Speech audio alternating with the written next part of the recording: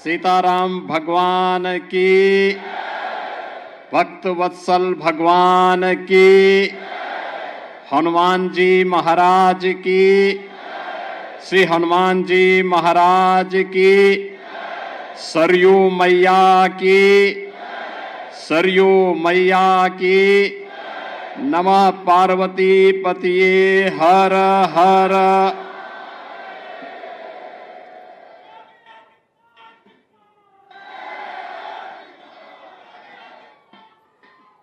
प्रतिष्ठा द्वादशी के आज के इस पावन आयोजन में मंच पर उपस्थित पूज्य संतजन महंत श्री दिनेंद्र दास जी महाराज, महंत श्री धर्मदास जी महाराज, महंत ज्ञानी गुरजीत सिंह जी,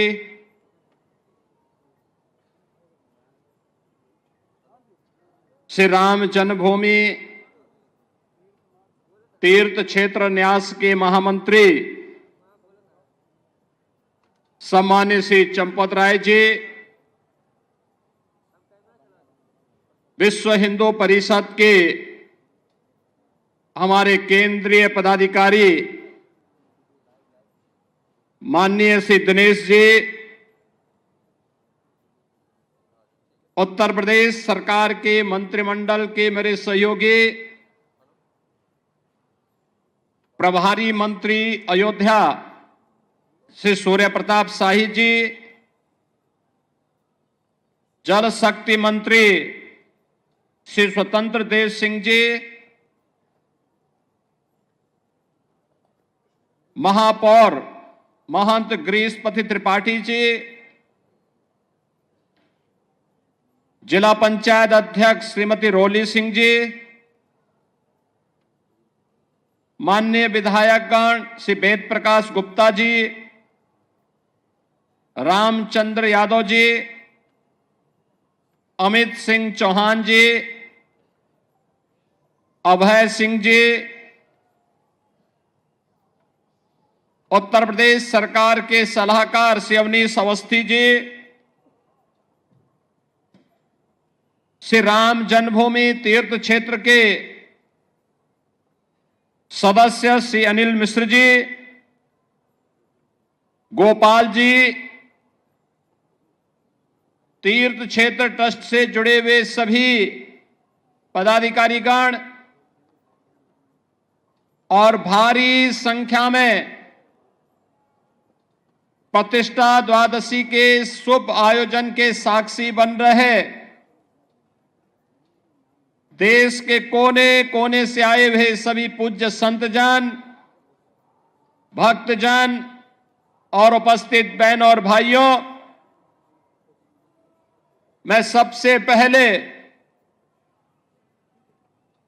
आपको, पूरे प्रदेशवासियों को,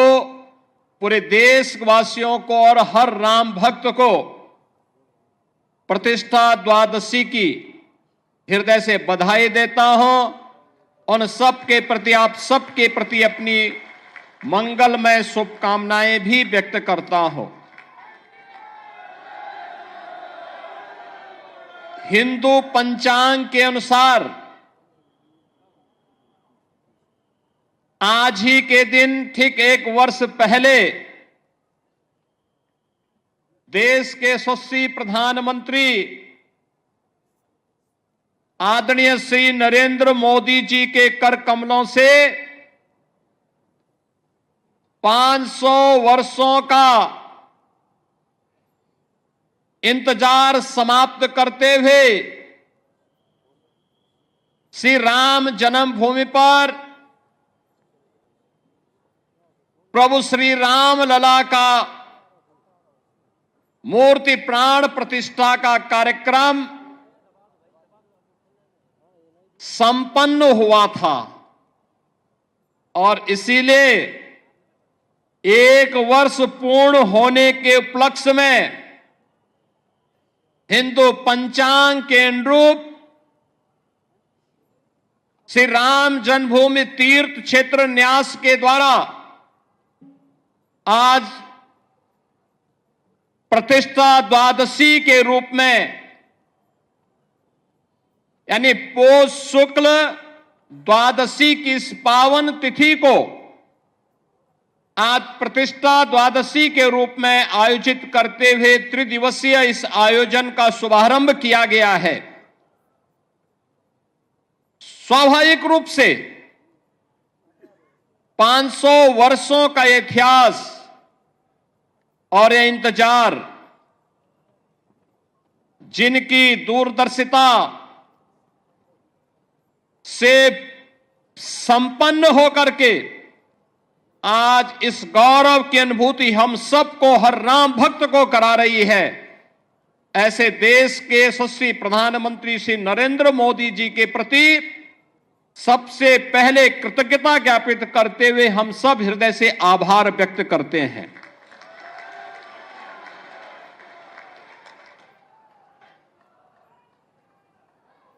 बहनों और भाइयों, इस अवसर पर श्री राम जन्मभूमि के लिए चले एक लंबे आंदोलन को, जो संविधान के दायरे में रह करके लोकतांत्रिक तरीके से जिस आंदोलन को एक मंच पर सजोने का काम राष्ट्रीय स्वयंसेवक संघ के मार्गदर्शन और नेतृत्व में सरदेव अशोक सिंघल जी ने आगे बढ़ाने का कार्य किया था, आज उनकी स्मृतियों को भी नमन करते हुए उन्हें मैं विनम्र श्रद्धांजलि अर्पित करता हूं। बहनों और भाइयों, यहां पर जो बात अभी माननीय चंपत जी कह रहे थे, 22 दिसंबर 1949 रामलला का अपनी जन्मभूमि में प्रकटीकरण होना, जो इस पूरी लड़ाई की पृष्ठभूमि को आगे बढ़ाता हुआ आज इन स्थितियों में पहुंचा कि हम 1 वर्ष की प्राण प्रतिष्ठा के कार्यकाल के उपरांत आज यहां पर एकत्र होकर के इस मंगल गान के साथ अभिभूत होकर के गौरव की अनुभूति कर रहे हैं। लेकिन इसके उपरांत भी अनेक ऐसी तिथियां आई जिन्होंने हर भारतवासी के सामने अग्नि परीक्षा के इस दौर से उसे ले जाते हुए न्याय संगत तरीके से, मर्यादा के अनुसार धैर्य की अपनी अग्नि परीक्षा देते हुए हर भारतवासी गुजरा। लेकिन ध्येय सबका एक ही था, अयोध्या में श्री राम जन्मभूमि पर प्रभु रामलला का विराजमान हो, हर हाल में विराजमान हो। और इसके लिए इसका शुभारंभ होता है 9 नवंबर 2019 को, जब भारत की न्यायपालिका ने संवैधानिक तरीके से सर्वसम्मत से यह निर्णय सुनाया कि अयोध्या में जहां पर विवादित ढांचा था वह राम जन्मभूमि है और वहां पर एक ट्रस्ट गठित करते हुए प्रभु श्री रामलला के भव्य मंदिर के निर्माण का मार्ग प्रशस्त होना ही चाहिए। बहनों और भाइयों, यह कार्य संपन्न होने के उपरांत 5 अगस्त 2020 को इसी अयोध्या धाम में आकर के देश के यशस्वी प्रधानमंत्री श्री नरेंद्र मोदी जी ने आकर के प्रभु श्री राम लला के भव्य मंदिर के कार्यक्रम का शुभारंभ किया और उसके उपरांत 22 जनवरी 2024 अगर हिंदू पंचांग के अनुसार हम देखें तो पौष शुक्ल द्वादशी के दिन, आज ही के दिन आदरणीय प्रधानमंत्री जी ने देश भर से आए हुए हर तबके के नेतृत्व वर्ग की उपस्थिति में, पूज्य संतों के सानिध्य में 500 वर्षों का इंतजार समाप्त करते हुए रामलला को उनकी जन्मभूमि में प्रतिष्ठित कराने का काम किया था। रामलला का प्राण प्रतिष्ठा का एक कार्यक्रम संपन्न होने के उपरांत लाखों की संख्या में श्रद्धालु जन अयोध्या धाम में पधार रहे हैं। एवरेज अयोध्या का प्रतिदिन अयोध्या में 1.5 से 2 लाख श्रद्धालुओं का आगमन अयोध्या धाम में हो रहा है। 1 से 1.5 लाख राम जन्मभूमि में दर्शन कर पाते हैं। बहुत सारे लोग अन्य धामों में दर्शन करते हुए कुछ इंतजार करते हैं, कुछ जाते हैं, फिर अन्य कार्यक्रमों के बाद फिर आयोजन में भागीदार बनते हैं। आज अयोध्या जिस रूप में हम सबके सामने है, आपने देखा होगा, यह अवसर हम सबके लिए किस रूप में आया। किसी ने सोचा था अयोध्या के बारे में? कोई सोचता था 1 वर्ष पहले, 5 वर्ष पहले, 10 वर्ष पहले कोई सोचता था कि हमारा अयोध्या दी इस रूप में इसका अधिकारी है, इसको यह अधिकार प्राप्त होना चाहिए। 2014 के पहले, 2017 के पहले इस अयोध्या में बिजली भी नहीं मिलती थी। 3 से 4 घंटे बामुश्किल बिजली। स्वच्छता की कोई कहीं अता पता नहीं था। राम जी की पेड़ी में वहीं पर सरयू जी का जल सड़ता रहता था। हजारों वर्ष पहले लंका पर विजय प्राप्त करने के उपरांत भगवान श्री राम पुष्पक विमान से अयोध्या धाम पधारे थे और हजारों वर्षों के बाद भी विज्ञान जब इतना प्रगति कर चुका है, तब भी अयोध्या में कोई एयरपोर्ट नहीं था जहां पर कोई फ्लाइट लैंड कर सके। लेकिन आज अयोध्या के पास अपना इंटरनेशनल एयरपोर्ट है। अयोध्या की सड़कें त्रेता युग का स्मरण करा रही है। 4 लेन 6 लेन की सड़कें, सरयू मैया के घाट पूरे देश को अपनी ओर आकर्षित करते हैं। राम जी की पेड़ी, अब सरयू जी का जल वहीं पे सड़ता नहीं है, बल्कि एक ओर से आता है, दूसरी ओर से वापस सरयू मैया में लौट करके श्रद्धालुओं को पुण्य का लाभ प्रदान कर रहा है। आज तो आप कहीं भी जाएंगे अयोध्या में, अयोध्या अयोध्या होने का एहसास कराता है। आज हमारी अयोध्या देश की पहली सोलर सिटी बन चुकी है। पहली सोलर सिटी, सूर्य वंश की राजधानी है, पहली सोलर सिटी अयोध्या बन चुकी है। ये जो बिजली यहां दिखती है ना, जलती है स्ट्रीट लाइट के रूप में घरों में, ये किसी थर्मल पावर स्टेशन से नहीं, किसी हाइड्रो पावर स्टेशन से नहीं, बल्कि सूर्य की रोशनी से जो ऊर्जा पैदा होती है, उससे ये बिजली जलती है और उसी बिजली को पूरी अयोध्या उसी का उपयोग करता है। ये नई अयोध्या, नए भारत का नया उत्तर प्रदेश है, तो नए उत्तर प्रदेश की नई अयोध्या अपने तीर्थ होने के गौरव के साथ पूरे देश को अपने साथ जोड़ रही है। लेकिन क्या यह अचानक हो गया? एक दिन में हो गया? नहीं, इसके लिए एक लंबे संघर्ष को आगे बढ़ाना पड़ा था। जो मैंने पहले भी बताया, दर्जनों पीढ़ियां चली गई, एक ही कामना थी और वह थी अयोध्या में हम अपने प्रभु रामलला को विराजमान होता हुआ देख सके। आज वो एक सार्थक लक्ष्य की ओर आगे बढ़ते हुए किस रूप में जा रहा, जो भी अयोध्या आता है कोई भी आता है, दुनिया के अंदर कोई भी आता है, वह व्यक्ति अभिभूत होकर के जाता है। जिसने 5 वर्ष पहले, 10 वर्ष पहले अयोध्या देखी होगी, आज जब अयोध्या आता तो उसको पहचानने में कठिनाई होती, कहता वाह, अयोध्या तो अब त्रेता युग का एहसास करा रही है। और हम कह सकते हैं अभी 1 साल 2 साल और देखें, जब ये पूरा परिसर, राम जन्मभूमि का पूरा परिसर अपने भव्य रूप में आएगा तो दुनिया का सुंदरतम नगर के रूप में, सबसे आध्यात्मिक, सबसे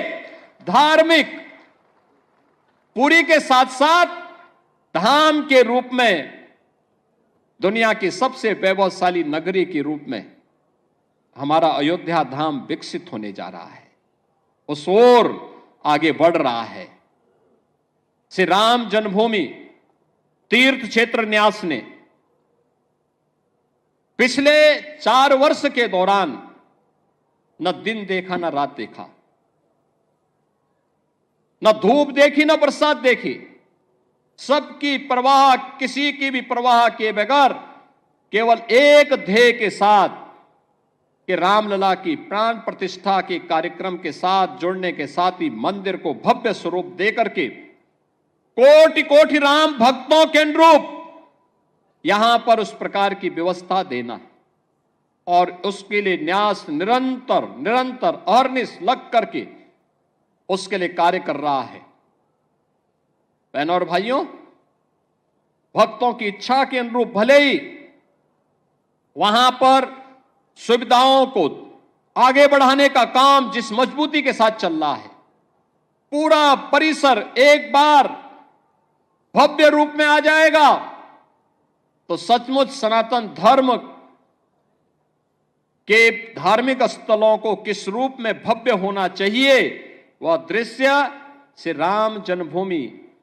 का यह भव्य मंदिर सनातन धर्म के सभी स्थलों के लिए एक नई प्रेरणा का केंद्र बिंदु बनने वाला है। और उसके लिए हम सबको अपने आप को तैयार करना। आज का जब हम यहां पर प्रतिष्ठा द्वादशी के अवसर पर आए हैं तो बहनों और भाइयों, हमारे सामने बहुत सारे लक्ष्य हैं। एक चीज हम सबको इस बारे में ध्यान रखना होगा और वह इस बात को लेकर के रखना होगा कि किन कारणों से, वे कौन सी परिस्थितियां थी कि समाज बटा हुआ था और हमारे पूज्य आराध्य देव स्थल अपमानित हो रहे थे। अगर हम जाति के नाम पर और तमाम अन्य वादों के आधार पर विभाजित रहेंगे तो इस प्रकार की अपमानजनक स्थितियों का सामना हम सबको निरंतर करना पड़ सकता है। और इसलिए आज की आवश्यकता वही है जो न केवल हमारे वर्तमान को बल्कि भविष्य को भी सुरक्षित रख सकता है। उस एकता के सूत्र में बांधने के लिए, राष्ट्रीय एकात्मता के लिए कार्य करने के संकल्प के साथ जब हम जुड़ेंगे, याद रखना, राष्ट्रीय एकात्मता की कड़ी मजबूत होगी, सनातन धर्म भी मजबूत होगा, देश भी मजबूत होगा, हम सब भी मजबूत होंगे। लेकिन अगर हमारा देश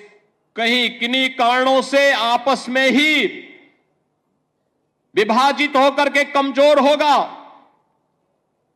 जातीयता की खाइयां चौड़ी होंगी, क्षेत्र और भाषाई आधार पर हम विभाजित होंगे, तो इसका खामियाजा सबसे पहले हमारे पूज्य धर्म स्थलों को ही भुगतना पड़ेगा।